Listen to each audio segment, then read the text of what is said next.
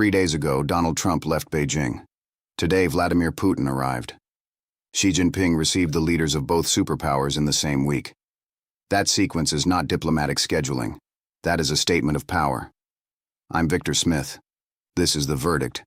Let's be precise about what we are watching, because the coverage is almost universally missing the most important dimension of this story. The dominant narrative is that Putin is visiting Beijing to shore up Chinese support following the Ukraine ceasefire signals and the growing economic pressure on Russia. That narrative is partially true and almost entirely insufficient. What we are actually watching is the crystallization of a new global power architecture. And it has three corners: Washington, Moscow, Beijing, and one of those three corners is currently receiving the other two. The Beijing pivot. What Xi is actually doing. Xi Jinping has spent this week doing something that no Chinese leader has achieved since the founding of the People's Republic. He has positioned China as the indispensable interlocutor for every major geopolitical crisis on Earth simultaneously. The Iran War. China is Iran's largest trading partner. The path to reopening the Strait of Hormuz runs through Beijing. The Ukraine War. Russia's economic survival increasingly depends on Chinese trade. The path to any sustainable settlement involves Chinese economic pressure on Moscow. The global trade system. China's rare earth dominance means any technology supply chain stability requires Chinese cooperation. Xi didn't maneuver America and Russia into this position. He simply waited while they created it for themselves. And now they are both flying to Beijing. What Putin wants. Putin arrives with three requirements. First, economic lifeline confirmation. Western sanctions have degraded the Russian economy significantly. China's continued trade relationship, energy purchases, technology transfers, manufacturing inputs, is not a luxury for Moscow. It is structural. Putin needs Xi's public confirmation that the relationship holds regardless of any settlement in Ukraine. Second, diplomatic cover for whatever comes next in Ukraine.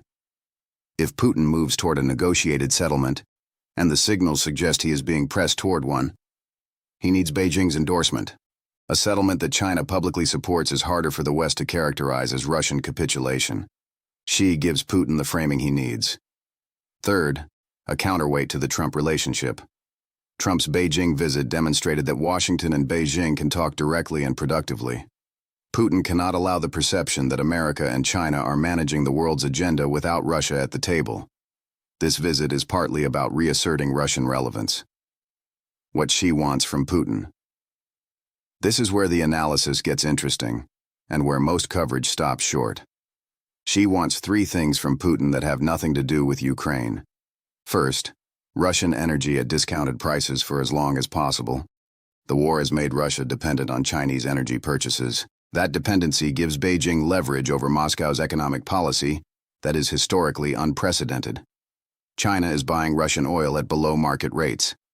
Xi wants that arrangement to continue and deepen.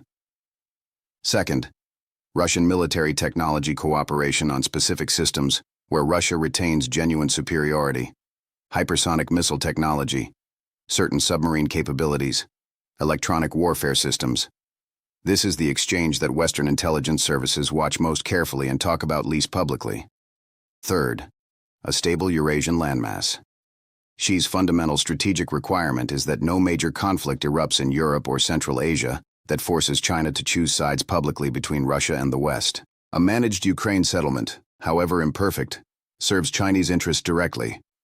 Xi wants the European theater quiet so he can focus Chinese strategic attention where it actually matters to Beijing. Taiwan, the South China Sea, the technological competition with America, the triangle that defines the next decade. I want to introduce a framework that I'll return to repeatedly on this channel because I believe it is the most important analytical lens for understanding global power over the next 10 years. The world is not bipolar, America versus China. That framing is already outdated. The world is triangular. Washington, Beijing, Moscow. Each corner of the triangle has a bilateral relationship with the other two. Each bilateral relationship has its own logic, its own leverage, its own red lines. Washington-Beijing.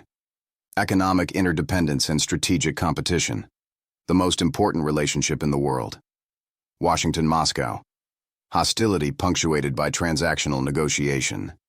Ukraine is the current expression. Iran is the next. Beijing, Moscow. Asymmetric partnership. China is the senior partner. Russia increasingly knows it. The crucial insight is this. The power sits with whichever corner of the triangle is managing both its bilateral relationships most effectively simultaneously. Right now, that corner is Beijing. She received Trump. She is receiving Putin. She is talking to Tehran. She is the only leader on Earth who is actively managing relationships with all three of the world's other major power centers at the same time. That is not fortune. That is strategy, executed with discipline over a decade. The upside-A functional Beijing-Moscow relationship with Chinese pressure toward Ukraine settlement is not a bad outcome for European security. China has more economic leverage over Russia than any Western sanctions regime. If she uses that leverage to push Putin toward a genuine negotiated settlement, the war ends faster, and on terms that preserve more of Ukraine's sovereignty than a purely military outcome would. The triangular architecture, however uncomfortable for Western sensibilities, may be more stable than the bipolar confrontation it is replacing. Three powers managing their relationships carefully is arguably safer than two powers in pure zero-sum competition. The downside: the Beijing-Moscow relationship formalizes a Eurasian axis that structurally disadvantages European security for a generation. Europe is not a corner of this triangle. It is a theater that the triangle's three corners manage around.